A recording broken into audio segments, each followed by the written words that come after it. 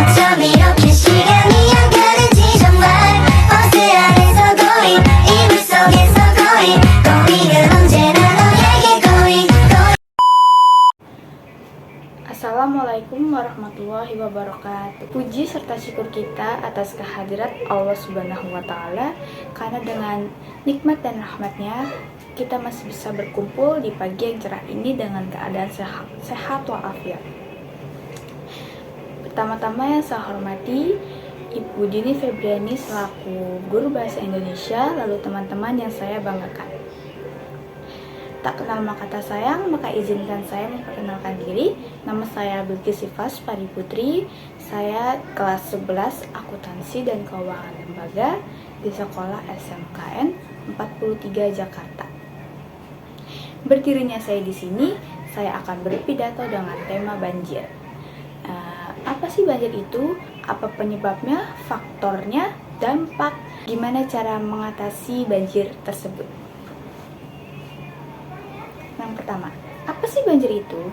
Banjir adalah suatu bencana alam yang terjadi, bisa jadi itu ada bencana karena alam ataupun bencana karena faktor manusia, yang disinyalir ada genangan-genangan air yang terjadi di dataran di sekitar rumah kita ataupun sekitar kita.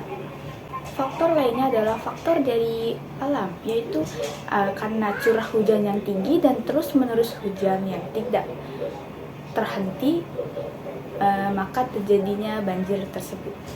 Faktor lainnya juga karena daerah yang kita tempati itu lebih rendah dari daerah lain.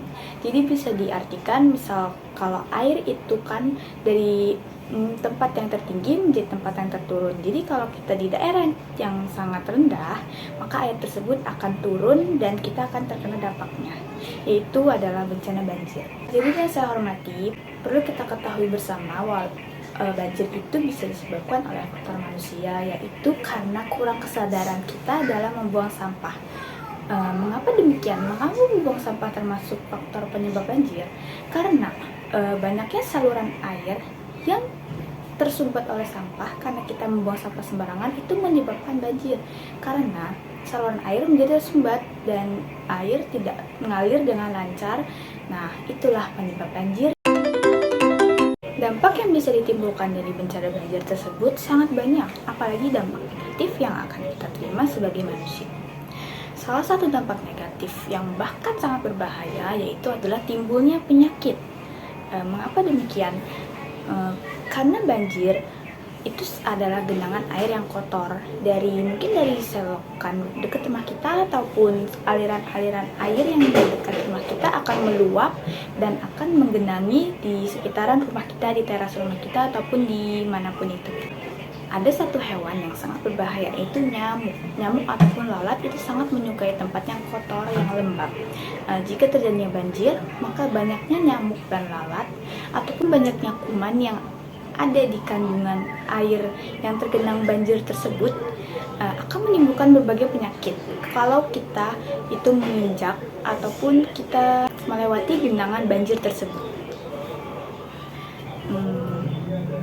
Penyakit yang bisa ditimbulkan yaitu gatal-gatal karena kita menyentuh genangan air yang kotor. Dampak lainnya dari banjir tersebut ialah aktivitas manusia akan terganggu pastinya. Misalkan saya sendiri kan pelajar. Kalau misalkan itu banjir menggenangi di sekitar rumah saya, pasti saya akan sulit untuk berangkat sekolah.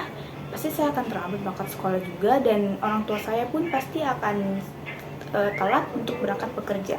Dampak yang lebih parah lagi, bisa merusak fasilitas umum ataupun bahkan bisa merusak rumah kita. Nah, itu dampaknya yang bisa ditimbulkan dari banjir tersebut.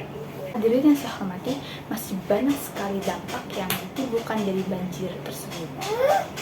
Oleh karena itu, saya mengajak semua teman-teman sekalian untuk menjaga kebersihan kita. Tolonglah jangan buang sampah sembarangan, karena itu adalah cara untuk mencegah terjadinya banjir. Jika kita semua sudah disiplin dalam hal itu, pasti banjir tidak akan terjadi di daerah kita. Mengapa tidak akan terjadi? Karena kita sudah mandiri ataupun kita sudah ada kesadaran diri dalam menjaga kebersihan di sekitar, lalu juga alam pun pasti tidak akan rusak, karena jika alam rusak itu juga akan mempengaruhi terjadinya banjir, seperti hutan yang gundul karena tidak adanya pepohonan yang akan menyerap air yang jatuh dari langit. Sebenarnya masih sangat banyak yang saya ingin sampaikan, tetapi karena waktunya tidak memadai, maka saya cukupkan sampai di sini. Kurang lebihnya saya mohon maaf. Wassalamualaikum warahmatullahi wabarakatuh.